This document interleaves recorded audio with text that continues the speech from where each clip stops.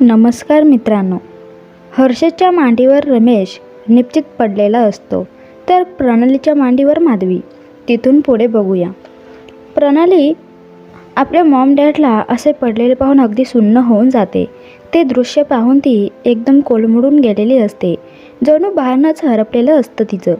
आपण सगळेच आपल्या आजमध्ये जगत असतो, त्यामुळे येणारी वेळ आपल्यासाठी काय घेऊन गेली आहे याचा विचार कोण करतो हो? आणि त्यात स्वतःसाठीचा वाईट असा विचार तर कोणीच करत नाही. पण चुकून जर अशी वेळ अवेळी आलीच तर आपण पुरते कामातून जातो, कशाचंही भान म्हणून राहत नाही. त्याला धाडसाने सामोरे जायचं तर लांबच राहिलं. अशा अवस्था आपल्याला प्रणालीची झालेली असते. पण त्यातही जण खपणार असा आधार मिळाला तर ते कदाचित सावरणं शक्य होऊ शकतं. हर्षद प्रणालीची अशी अवस्था बघून मनातून घाबरून जातो.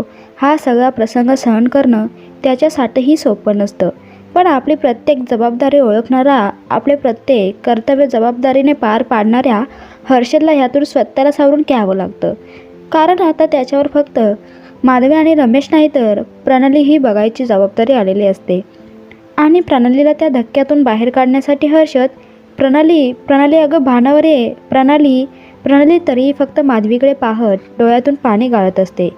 हर्षद आता मोठ्या आवाजात देत ओरडतो, जणू त्यालाच त्रास होतोय हे ते प्रणालीला भासवतो.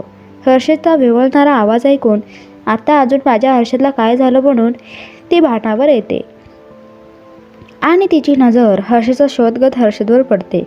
हर्षदला समोर सुखरूप बघून तिला घडलेल्या परिस्थितीची जाणीव होते व तिचा हंबरडा फुटतो.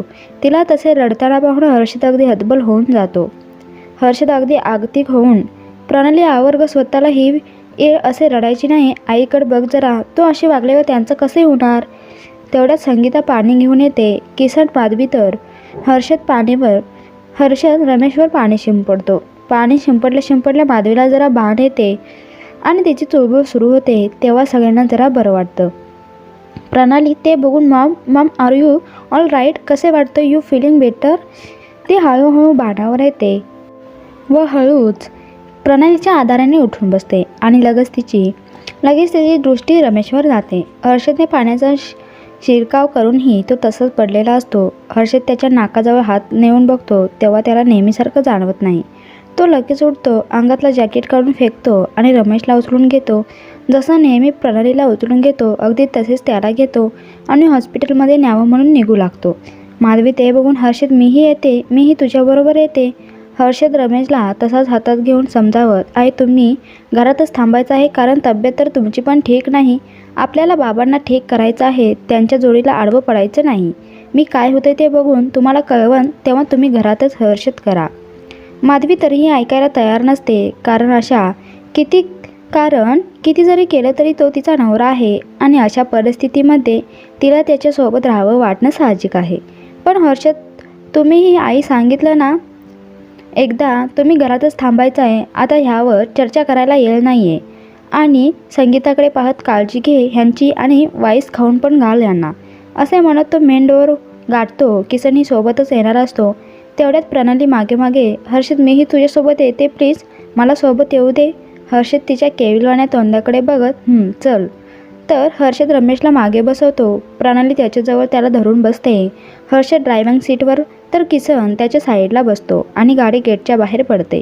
काही अंतर गेल्यावर हर्षद प्रणालीला सीट केअर काल्पनिक नाव हॉस्पिटलमध्ये घेऊन जाऊ ते ऐकून प्रणाली, नाही नको हर्षद, तिथे नको, साईलला मध्ये घेऊन जाऊया, तिथे आमचे फॅमिली डॉक्टर शेट्या आहेत. हे ऐकून हर्षद जरा धीरावत, अगं मग चांगलं आहे की, फोन लाव त्यांना आणि आपण यायला म्हणून सांग की त्यांना. प्रणाली नाराजीच्या सुरात, अरे पण माझ्याकडे त्यांचा नंबर नाही आहे. हर्षद चिडत, कधीतरी नंबर लक्षात ठेवत जा गं प्रणाली. बरं आईकडून घे मागून. मग प्रणाली माधवीकडून तो नंबर मागून घेते व शेट्टी डॉक्टरना फोन करून रमेशला घेऊन येत आहोत असं सगळं सांगते. डॉक्टर शेट्टे एक नामांकित हार्ट सर्जन आणि त्यांचा फॅमिली डॉक्टर सगळंच असतो. मग डॉक्टर शेट्टी ही हॉस्पिटलमध्ये फोन करून इमर्जन्सीमध्ये एक पेशंट येत आहे, त्याची व्यवस्था करा, मी आलोच म्हणून कळवतो. आणि आणि तोही घरून निघतो. इकडे हर्षद फास्ट गाडी चालवत हॉस्पिटलमध्ये पोहोचतात. कशीबशी गाडी पार्क करून हर्षद पुन्हा रमेशला उचलून घेतो आणि तो पुढे हे दोघे त्याच्या मागे मागे आतमध्ये जातात. आत रिसेप्शनजवळ आधीच नर्स वॉर्ड बॉय स्ट्रेचर घेऊन उभे असतात व लगेच रमेशला स्ट्रेचरवर झोपून झटक्यात आयसीयूमध्ये घेऊन जातात. तेवढ्यात प्रणालीच्या मोबाईलवर माधवीचा फोन येतो. पोचलात की नाही, काय झालं, डॉक्टर आले की नाही, नक्की काय म्हणाले, वगैरे वगैरे. प्रणाली ही नुकतेच आलो आहोत, डॉक्टर आले नाहीत अजून, असे सगळं सांगू लागते. तेवढ्यात शेट्टी डॉक्टर येतात. ते बघून प्रणाली फोन ठेवून देते आणि हर्षदला हेच डॉक्टर आहेत म्हणून सांगते. ते डॉक्टर प्रणालीला बघत असतात. तेवढ्यात हर्षद आणि प्रणाली त्यांच्याजवळ जाऊन हर्षद सांगू लागतो, अचानक बेशुद्ध पडलेत, अजिबात हालचाल होत नाही आणि श्वासाची गती पण नीट जाणवत नाही आहे. हे सगळं ऐकून तो डॉक्टर फक्त, मी याआधीच रमेशचा सांगितलं होतं पण त्याने माझे काहीच ऐकलं नाही, एवढंच म्हणून ते आयसीयूमध्ये निघून जातात. हर्षद आणि प्रणालीला यांच्या अशा मोगम आणि मोजक्या बोलण्याचा काहीच थांग पत्ता कळून येत नव्हता, पण तरीही ते आयसीयूच्या बाहेर वाट पाहू लागतात. तर डॉक्टर रमेशचे योग्य ते चेकअप करू लागतात. त्यांना ऑक्सिजनवर ठेवलं जातं आणि बऱ्याच गोष्टींची पडताळणी करतात. तर बाहेर हर्षद आणि प्रणाली दोघेही अस्वस्थ असतात. दोघेही शांत राहून फक्त एकमेकांकडे बघत इकडे तिकडे करत असतात. त्यांच्याही जीवाची नुसती घालमेल होत असते. डॉक्टर बाहेर येतात आणि त्यांना बघून प्रणाली, डॉक्टर अंकल डॅड कसे आहेत, काय झाले त्यांना, सकाळपर्यंत चांगले होते, मग सडन असे काय झालं त्यांना. तेवढ्यात हर्षद तिला जरा शांत बस म्हणून इशारा करतो व स्वतः डॉक्टरांशी बोलू लागतो. डॉक्टर तुम्ही गप्पच का, बोला की काहीतरी. शेटे डॉक्टर म्हणतात, तुम्ही कोण, त्यांचे जावाई आहात का. हर्षद म्हणतो, जावाई काय म्हणताय, मुलगा म्हणा डॉक्टर. शेटे डॉक्टर म्हणतात, ओके, मग मी तुमच्याशी स्पष्टपणे बोलू शकतो. हर्षद उदास होऊन, जे पण काही आहे ते समजा स्पष्ट सांगून टाका, उगा जीवाला घोर लागलाय. शेटे डॉक्टर म्हणतात, खरं तर मी आधीच रमेशला सांगितलं होतं पण त्याने पूर्णपणे इग्नोर केलं, त्याचाच हा परिणाम आहे. रमेशला आज दिवसभरात अंदाजे 2 अटॅक येऊन गेलेत. पहिला मायनर होता म्हणून तो स्वतःहून सावरला, पण आता जो आला आहे तो दुसरा होता स्ट्रॉंगसुद्धा. ॲक्च्युली हृदयातील नसात ब्लॉकेज आढळून आले होते, त्यामुळे आपोआप रक्त आणि ऑक्सिजन पुरवठा गरजे इतका होत नव्हता व त्यामुळेच अटॅक येण्याचे चान्सेस होतात आणि म्हणून मी त्याला याआधीच बायपास सर्जरी करण्याचा सल्ला दिला होता, ज्याची त्याने पूर्णपणे अवहेलना केली. असो, आता सध्या त्याला अंडर ऑब्झर्वेशनमध्ये ठेवलेला आहे. आपल्याला इमिजिएट ऑपरेशनचा निर्णय घ्यावा लागणार आहे. मला वाटतं उद्या सकाळी ऑपरेशन करायला घ्यायला हवं. हे ऐकून हर्षद आणि प्रणाली दोघेही शॉक्ड होतात. हर्षदला आता कळून येतं की रमेश आज दिवसभर इतका अस्वस्थ का होता आणि त्याला ऑफिसमध्ये असताना जो त्रास झाला होता तो अटॅकच होता, पण रमेशने जाणवूसुद्धा दिलं नव्हतं. हर्षद आपल्या तंद्रीतून बाहेर येऊन, डॉक्टर करून टाका की मग ऑपरेशन, आम्हाला मान्य आहे, पण त्यानंतर ते पूर्णपणे व्यवस्थित होतील ना.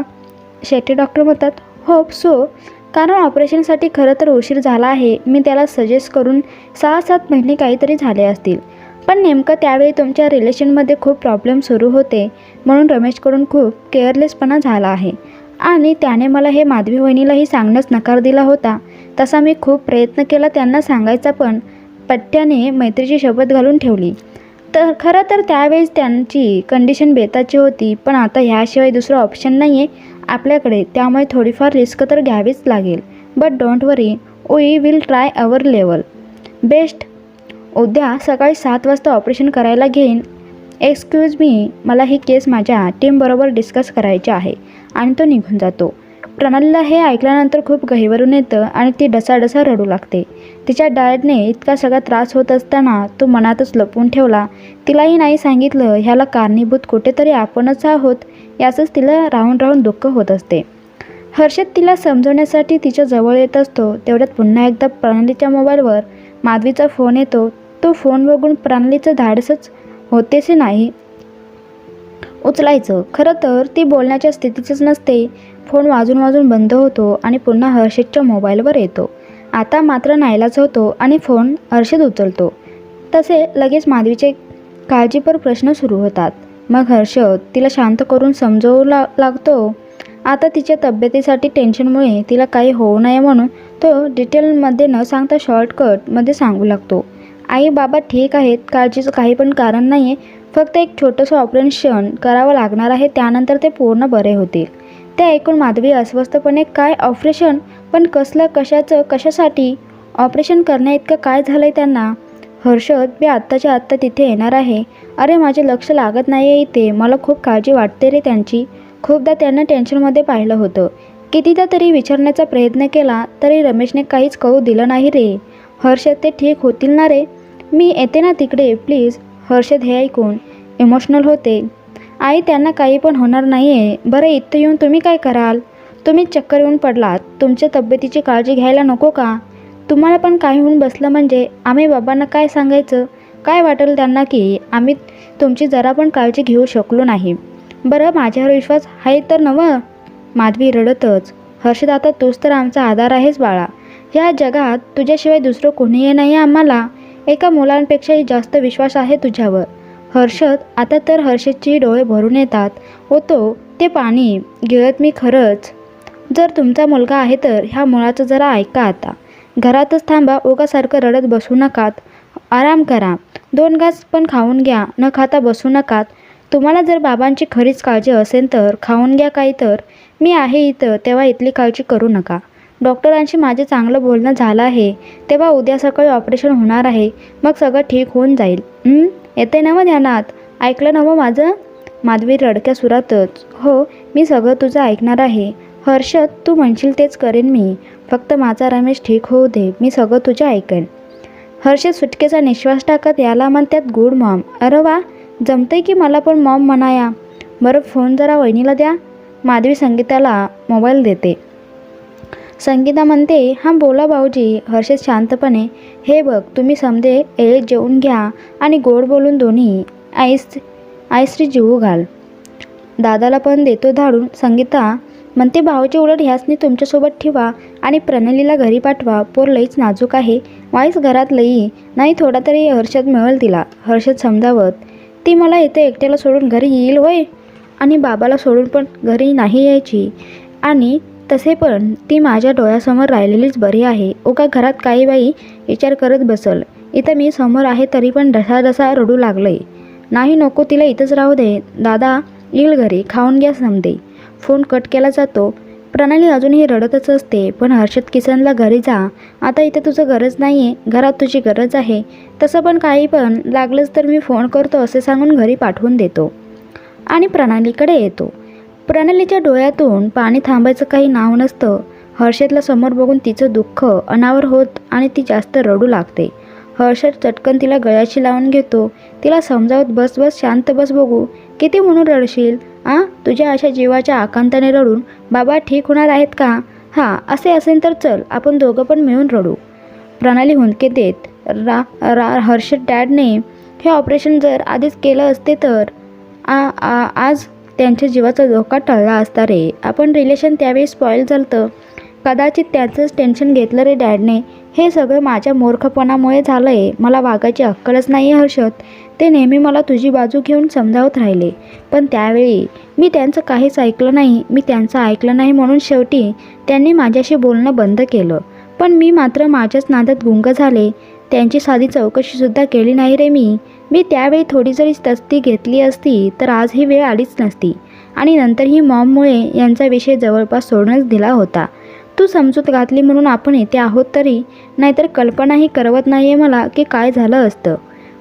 हे ऐकून हर्षदलाही भरून येतं. पण तसेच तिच्या डोक्यावरून हात फिरवत, ह्यात तुझा काही पण दोष नाही आहे, कळलं? उगा काय बाई बरवू नको.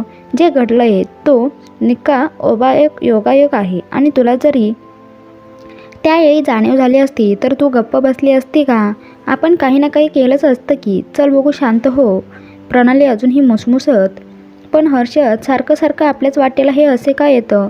आता तर कुठे आनंदाचे क्षण अनुभवत होतो. अजून नीट मन भरलंही नव्हतं रे. आज तर कुठे 2 कुटुंब एक झाली होती ना. तर मग लगेच इतकी मोठी परीक्षा पुढ्यात येऊन ठेवावी. हा कसला खेळ आहे नियतीचा?